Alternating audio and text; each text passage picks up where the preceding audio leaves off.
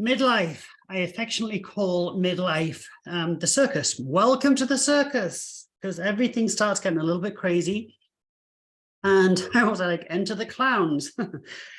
Midlife does not have to be the circus. It is somewhat expected to be. So there is, I'm afraid, the average weight gain on a lady is 30 pounds. As she approaches and deals with midlife. I'm not sure what it is for guys. I'm sure it's somewhat similar. It is somewhat normalized and accepted. It's somewhat thought that once we get to midlife, it's downhill from now on. My body's going to change. I'm going to gain weight. I'm going to look worse. I'm going to be tired. I'm going to be, and how does that impact our life? So that impacts our life by all of a sudden we're kind of invisible, like we're not part of society. We're kind of not relevant anymore. Maybe we're not relevant in our industry, or this is how we can perceive ourselves. And just that there's no going back. I'm here to tell you that is absolutely not the case. And it drives me crazy that it is somewhat normalized and accepted that we have this massive change, body composition change, as we approach midlife and beyond. It's simply not the case. So I'm here to not just tell you that, but I will explain why. So by the end of this video, you will not only see the possibility, you will understand the probability of life just getting better as we get older. Yes, there are changes, but they're not the ones that we think. So how we show up in the world. We love to blame hormones. Oh, my hormones are messed up, based on nothing whatsoever, right? Or, oh, my metabolism's crushed. Well, I've got news for you, right? So I actually check metabolism, see that machine there?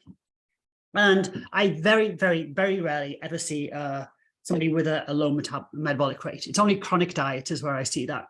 And even then we can fix it. So we blame hormones and we blame our metabolism. So the news there is they've done plenty of studies on this, and metabolism, it stays pretty steady through midlife, doesn't go down, okay?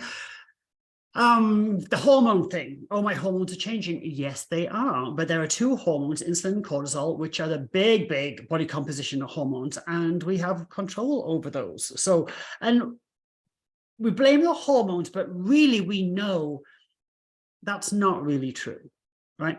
Because and when I say we, I'm not talking about you, I'm talking generally. Because somebody that's blaming the hormones, the metabolism, and for one, it's kind of an excuse, right? And you know what excuses? Excuses just justify poor results. End of story. And don't make us any happier. But we all know that person that's the same age as us, or they're a little bit older than us, and they're in great shape.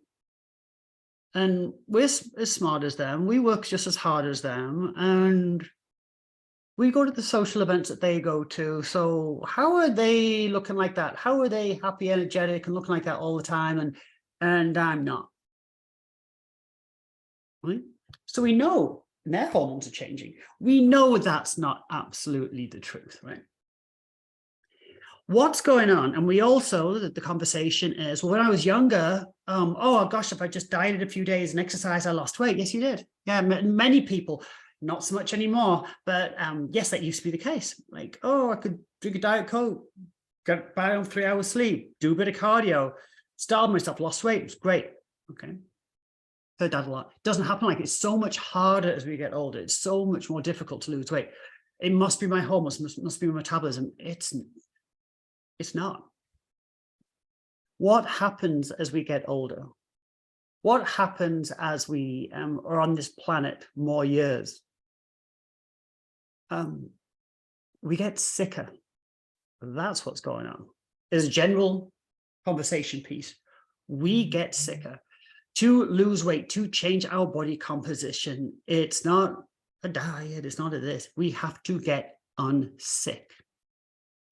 So the doctors, and I love doctors, it's just we think that we want to rely on them for everything, right? Doctors of medicine, right? Stop blaming them. But doctors are treating symptoms and calling them diseases. So diabetes, high blood pressure, heart disease, insulin resistance, they're treating these as diseases, the disease of diabetes. These are symptoms of a sick body. So we're treating the symptoms, we're not treating the actual problem. Years gone by, what did we die of? We died of infectious diseases. We died of, I don't know, malaria. We died of bubonic plague, leprosy, HIV, all of which are infectious diseases. Now people are dying of strokes, high blood pressure, heart disease, diabetes. They're dying of avoidable dysfunction of energy burning, I guess you would call it. But we're not dying of infectious diseases. We're dying of things that are preventable. And not just dying, we're ruining our quality of life for maybe decades before we actually pass. So when we're trying to lose weight as we get older, we have to look at where we're at. And although when I say sick, it might not be like you've got a little label like, oh, I'm sick. And maybe your blood work actually looks pretty good. But, and as we're going to discuss in future videos, I'm going to explain how the body can, in fact, be sick. And when you're sick, it's good luck getting on a diet. And it starts with the food that we eat. So we've been distracted, our eyes not being on the ball. We've got into this very emotional debate of keto, carnivore, plant-based, eat meat, don't eat meat, do this, do that, do this, do that, instead of just focusing on the quality of our food. The 600-pound elephant in the room is the quality of the food that we eat. So look at, say, I'm thinking of my grandmother. Okay, she baked with sugar, she ate butter, she didn't have a gym membership, but she walked everywhere. She was not obese. Okay, think about a generation or two back, maybe even 3 back, and people in midlife didn't gain. Like some people did. There's always the outlier, but most people did not gain. Go back to the 50s or something. They didn't gain 30, 40, 50 plus pounds in midlife, and it wasn't accepted and it wasn't normalized. Okay. And maybe it wasn't judged either, thankfully. They didn't. Right? What happened between then and now? What's happened is a lot of good things, but turned into bad things. So the microwave happened, refrigeration happened, transportation happened, food processing improved. The food industry really blew up. The fast food industry didn't get going until the late 60s. I was born in 67 in the north of England. I didn't really see it till I was a teenager. Thankfully, by then I was training and competing, so I was kind of taken out of that line of fire. But the food became more and more processed. So you can be doing keto and eating crap. You can be doing low carb and eating crap. You could be. So we've got to get back to being, to get the body composition, we have to get ourselves unsick. And the first thing that we do, just hung up on my husband. The first thing we do is look at the quality of the food that we eat. Now, we're going to go into a lot more detail, but think about this. We have eating processed food. Processed food is high in sugar, high in fructose. What happens with fructose is it goes straight to the liver. It burdens the liver, right? When the liver is burdened, the liver is meant to make fat. It's not meant to store fat. The liver now starts storing fat. When the liver starts storing fat, that leads to insulin resistance. If you've got insulin resistance, weight loss is going to be very, very difficult. Insulin resistance leads to anabolic resistance. Anabolic resistance is we are now losing muscle. We can't feed the muscle because the muscle is resistant. We can't get nutrients to it. Now we're losing muscle. Also can lead to leptin resistance, ghrelin problems. Now we don't know when we're full, we're eating too much. Overburdening the liver caused that. Processed foods going to the gut, an irritant, leaky gut. We're going to get into more detail on this. Leaky gut. Food goes into the blood system in a undigested state. toxins are getting traveled to the liver again is getting overburdened. If the liver is getting overburdened, we get a fatty liver. Fatty liver means a fatty pancreas. Fatty pancreas releasing too much insulin, we've got insulin resistance. You can't, it's going to be very, very challenging to lose weight with insulin resistance. But if you look at your blood work, the doctor might say there's no problem. Do you know what your fasted insulin is? Is that on your blood work? Most people, it is not. So I'm giving you a synopsis here, right? Just a little overview, all of which we're going to go into.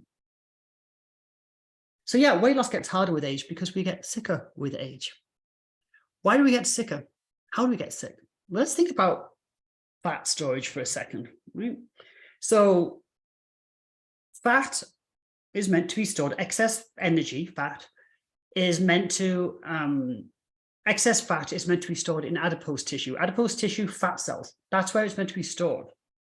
The liver and the muscle and the liver is meant to store excess energy. So if we have glucose can go to the muscle and it can be stored, excuse me, as energy in the muscle, right? It can be a little bit can be stored in the liver as energy. Right? So energy should be stored in the muscle and should be stored in the liver. Fat should be stored in adipose tissue, fat cells. That's what it's meant to be. Right? So it could be subcutaneous fat on your skin. It could be visceral fat. We'd rather not have too much of it, but it could be that. When we start storing fat in places it's not meant to be, we call it ectopic fat. So when we start storing fat in the liver, when we start storing excess fat in the muscles, this is not where fat is meant to be. And now we're getting into, should I say disease state, or let's just say a compromised state. So when we get excess fat being stored in places it's not meant to be, that is indeed a problem. I mean, the most predictive indicator of diabetes is actually fat in the liver.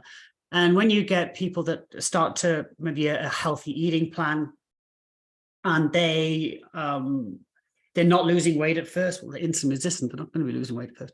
They're not losing weight at first, but like, wow, I feel kind of better. I feel kind of, you know, I'm not, scale's not moving, but I'm feeling better. They're probably losing fat from the liver. Okay, and they're becoming healthier. So the misconception is we get sick and then we get fat. Right? Sorry, we get fat and then we get sick. But the truth is we get sick, then we get fat. So I got that the wrong way around. The thought is that we get fat, then we get sick, but it's actually the other way around. I have to think about that myself then.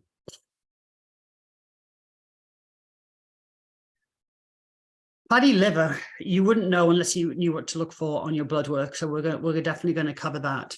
But if we want to really go through the chain, leaky gut by eating irritants, low fiber diet, high sugar, especially high sugar, leaky gut leads to the liver being overburdened. Now we get fat being stored in the liver. It's not meant to do that. So now we have fatty liver disease, usually linked to alcoholics, but now we have non-alcoholic fatty liver disease. Hi there, Cindy.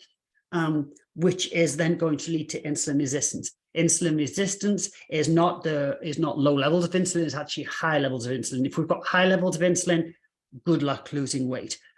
Insulin resistance is very much linked to leptin resistance. Leptin resistance is our appetite regulators, also with ghrelin. And now we don't recognize when we're full. We're eating when we don't need to. We're overeating and we don't know why.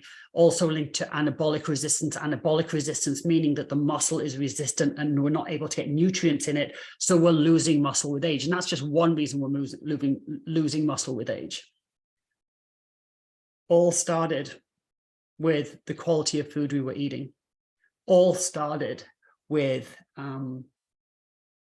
leaky gut because of maybe the processed foods that we're eating. All started because of the overeating that's maybe coming with leptin resistance and the liver just can't keep up. We are sick. We have to become unsick. That is why things get more difficult with weight loss is perceived as being more difficult as we get older, because the more years we're on this planet, we are in more of a, I won't say disease state, But over time, these functions of energy burning and fat storage and where it is, for most people are becoming very problematic. And just going on a diet, for one, it's going to be pretty hard if you're insulin resistant, but you're just not going to get those results straight away. And if you don't understand what's actually going on, then we just don't get compliance. Compliance is why diets work and why diets fail, right? And if you're not getting results and you're trying really hard, the chances are you're going to quit. Can't blame you. My coaching is to explain what's going on so that we do have compliance.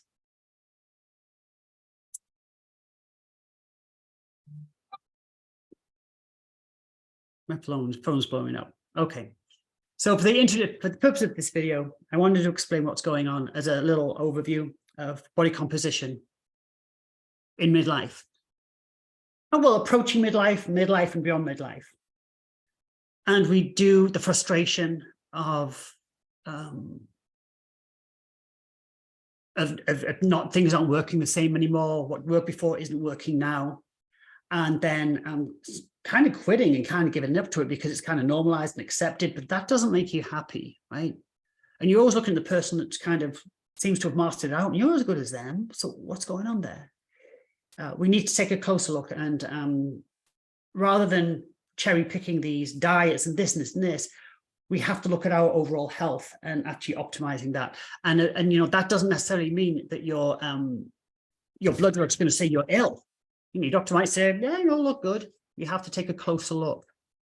We have to become unsick if we are going to master midlife.